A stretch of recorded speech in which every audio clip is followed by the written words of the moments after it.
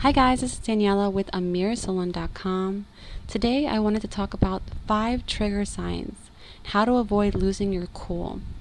It's important to recognize when something is taking place that is triggering you so that you can find ways to release it and find the healing that you need in that moment. So I developed a trigger checklist.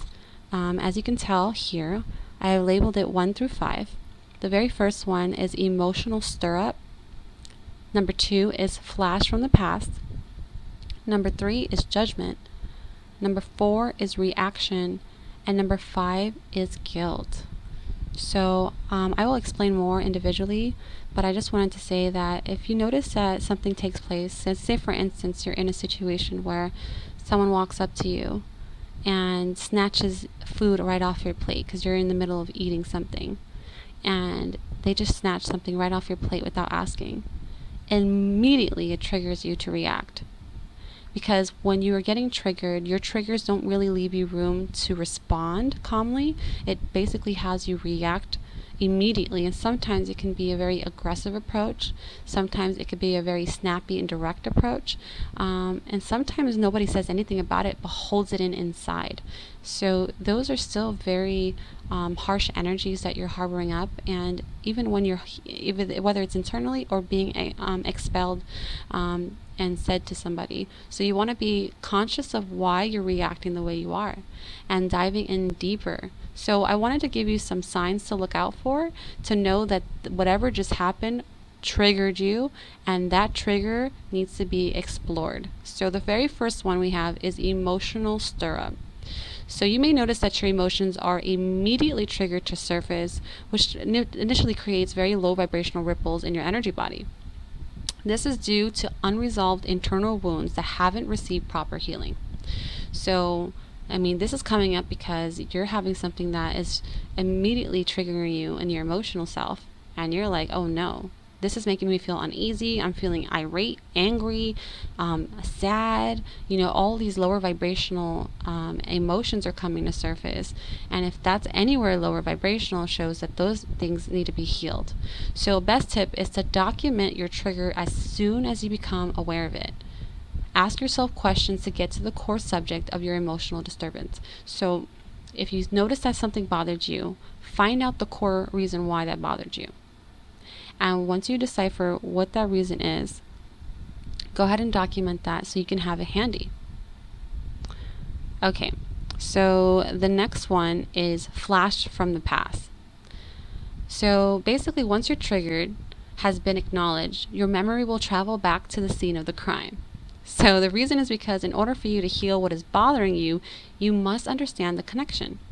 Witnessing the memory will help you to identify what you've developed the trigger in the first place, or why you've developed the trigger in the first place. So when you have that situation take place and it gets you riled up emotionally, then you start to connect it to why, which shows you a memory. It could have been a time where you didn't have much food and you were very protective of whatever you had on your plate because that was your only meal for the day. You could have been deprived from eating. Maybe it was in a position where you were in an abusive household that didn't feed you. There could have been anything that's done, and that memory will kick into gear for you so that you'll recognize why. Okay? So my tip for you is to jot down your recollection so that you can review it more closely to help you to release it. Again, writing down all of what you're experiencing is key to helping you release it. Make sure you save it in a safe place. So any sense of awareness you have about that memory is going to help you to really understand a bit more to why and ways that you can release that. So number 3 is judgment.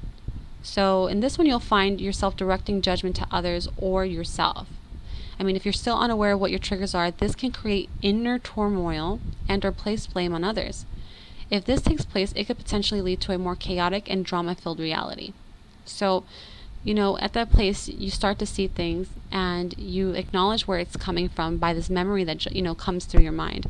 And then all of a sudden, this feeling of judging somebody for how dare they do that? Don't they understand what I've been through? Don't they understand that I've been through some really hard times? Why are they being so inconsiderate? So immediately judgment comes racing through your mind, making you feel like this person doesn't understand. And sometimes, honestly, they don't. a lot of them don't know what you've been through. Maybe you haven't expressed that. That's why I feel like being open and expressive to people is important, and letting them know that you've been through things like this. Now, I know some people, especially if they're random strangers at that time, because really, I mean, are they really random strangers? I mean, everything happens for a divine reason, right? So we're being connected to these situations to help trigger these exact memories so that we can release them. So these things had to happen so that you can acknowledge it closely enough to say, okay, I understand why this happened, and I'm ready to release this and let go. So my tip for you is to hold yourself accountable in that moment. Be honest with yourself and others. The more you take ownership of your emotions, the better your outcome will be. So the next one will be number 4, which is the reaction. This is the peak of no return. If you find yourself at this boiling point, you may have ignored the signs of responsibility. See, when you respond opposed to react, you continue to stay in your power. Reacting to a situation offers no room for balance and level-headed decision-making, and can leave you feeling worse than before. So when you focus on responding to your trigger, you create space to express yourself in a healthy and peaceful way. So clearly, guys, obviously when judgment's being made and you're already feeling this way about somebody because of their inability to connect with what you've been through, and it's not their inability, let me rephrase that. It's their just unawareness of what you've been through, and you just feel like they should have known. You react to them. And sometimes this reaction can cause you to feel defensive. You may come at them with, a direct approach that is, really sharp-tongued, or it may even come off as aggressive. It just depends on how you're feeling, and that vibration depends on the experience and how much heavier energies are a part of that. So your reaction is really, really important to be aware of, because then you can avoid lashing out on somebody for a situation that they were completely unaware of. And you being more in the sense of responsive compared to reactive will keep you in your power, because when you react, you sort of in the position where you lowered your energy right away, because now you're vibrating at a lower level of just feeling these deeper, heavier energies kind of manifest within you. So now you're just trying to, bring yourself back up. And when you respond, you keep yourself in high vibrations. You keep yourself in your integrity. You are able to make level-headed decisions that really best resonate with your higher self. So remember that in that moment, when you're about to react, catch yourself and say, why am I reacting? How can I be more responsive? And that may help you to come up with a different approach. Now, my tip for you is, if you're about to erupt in a reactive manner, hold your breath for a few seconds until you have slowed your heart rate down. Breathing is everything, guys. Breathing helps to regulate so many things from getting worse or escalating further. You'll be able to take a few deep breaths in and really just breathe in deep and let it out through a really nice exhale. And do that a few times until you feel calm enough to respond. So make sure you are practicing deep breathing exercises before jumping into communication, because you definitely don't want things to go down a sticky road. Okay, and lastly, number 5 is guilt. This is the final stage and could make or break, any relationships you have with other people, or maybe even with yourself if you allow it. Guilt is only felt when you react, so practicing responding will help you to avoid these regretful emotions from surfacing. So my tip, and I've noticed this helps, with a lot of things, especially with some self-love and just learning to release those emotions that you feel about yourself, or even just about anybody else. But normally it's really within that you have this guilt harboring up. So it says, if you find yourself feeling guilty, my tip for you is you may want to try an exercise that will help you to release. So the one exercise I personally recommend that I've used is the reflection expression technique. Basically, you stand in front of a mirror using a washable marker of your choice, or any writing tool, doesn't really matter, and express out every emotion you are experiencing of yourself in that moment.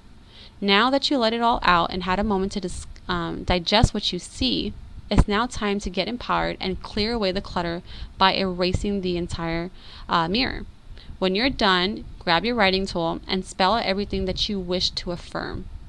Using the words I am will help you to affirm what you desire, which is more power, okay?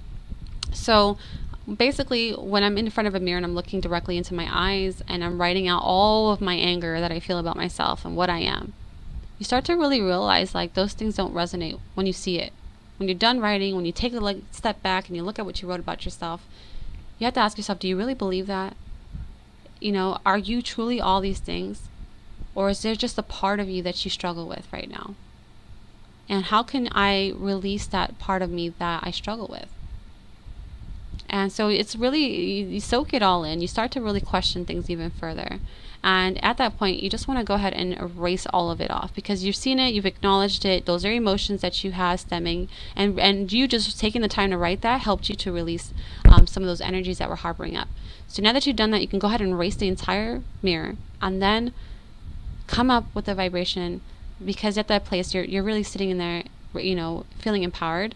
And you want to have that energy when you start to write good things about yourself. So start writing the things that you feel that are believable. You don't want to write things that you don't feel like resonates with you. If you're having trouble believing it, you don't have to write it, but just try to write good things about yourself. Make that apparent on that mirror. And even if you have to draw symbols, if you have trouble writing words, draw symbols, draw hearts. Be kind to yourself. Express that love to yourself, because that's really, really important. So I feel like that will help raise your vibration up a few notches after you released it, and then you can raise your vibration up, and that can help you to immediately feel a shift in your vibration. Okay? So I really hope this helped you guys to see the 5 signs. This is a trigger checklist that I created based off my personal experiences, and I've actually decided to do some other exercises to help me document and ways to communicate with myself on what the triggers are and how to heal myself internally. And I'll be doing a course on a few ways that I can offer some exercises that you can practice to help you to release these triggers completely. So I really appreciate you guys listening to this and watching my videos, and make sure you subscribe and click that bell notification on amiracelon.com. I love you, and may peace and blessings be on your way.